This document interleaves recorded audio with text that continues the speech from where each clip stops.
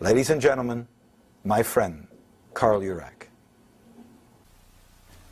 The book of Karl Jurak's life contains many diverse and fascinating chapters. It is from a few of these accounts we call the following interview, conducted in August of 1989 in Montreal, one that reveals but a small glimpse into an engaging and eclectic past. It happened one day many years ago in 1922. I was on the verge of collapse and so on. And so I said to myself, I am an agrobiologist, and that's a science of plant study and molecular structure of plant and chemistry of plant and so on. If there is anybody that has know-how to prod into the plants, I said, I have, and what I have got, I'll acquire. I'll go still deeper. So I started off by searching through pharmacopedia about different plants and so on.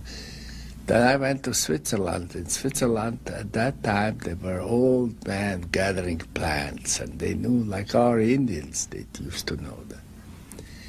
They used to know the virtue of the plants like you wouldn't believe it. To this day, the Swiss serve themselves with that, and they sell packaged flowers and so on. And I got their lore and so on, and finally I immersed myself into serious studies in lab, and I started to break down the plants, break down the molecular structures, rearrange the molecular structures. I said, I know what each plant can do by itself, but my idea was born right away. If I could be clever enough and have enough scientific knowledge to steal the molecules from different plants and put them together with the molecules of another plant, and so combine a certain pattern, molecular pattern that would give me a formulation that I want, I would probably succeed. So I started to work on that pattern, and believe me, that's something like, it's like a jigsaw puzzle. And of course, it's a very time-consuming. You have to be very patient, and you have to pour out your eyes and your mind, and you really have to concentrate. Anyhow, this is a story that's purely scientific.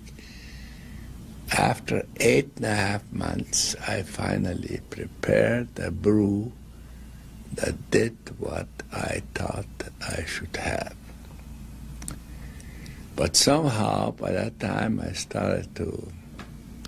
was graduating in biochemistry, I was advancing biochemistry.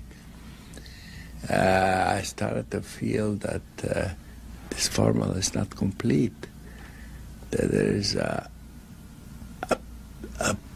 part of it missing, like in a jigsaw puzzle, to make it, or to call it a catalyst. Catalyst is something that it's hard to describe scientifically, but it means that it performs in a unique way, that you have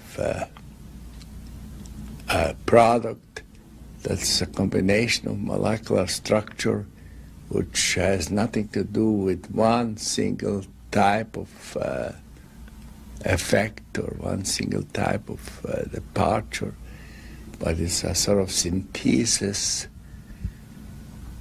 to have a unique impact in a certain direction.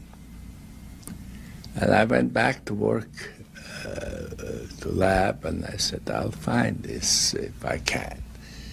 And I had one night, I had a tremendous dream. I said that in one of my tapes. Vivid dream, which woke me up. It was so vivid, it was so super surrealistic that it was more than a daily sensation. and in that dream I saw a screen, a sort of white screen. It was something like you have those northern lights here in Canada, just a diffusion of light. And this formula was written for me.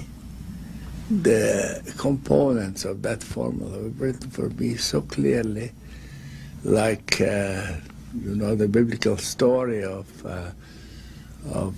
Babylonian king that had a writing on the wall by the finger. I said, my God, I was shaken, and I wrote all that down. And in the beginning, I didn't know what to think of it. I rushed back to the lab as soon as I could to verify if it really works, and it did. And this was finally my preparation. In 1922, I planted a seed. It grew into a tree, a big, tall tree. It shades you all, it gives you fruit, and it provides those blessings that nature always gives.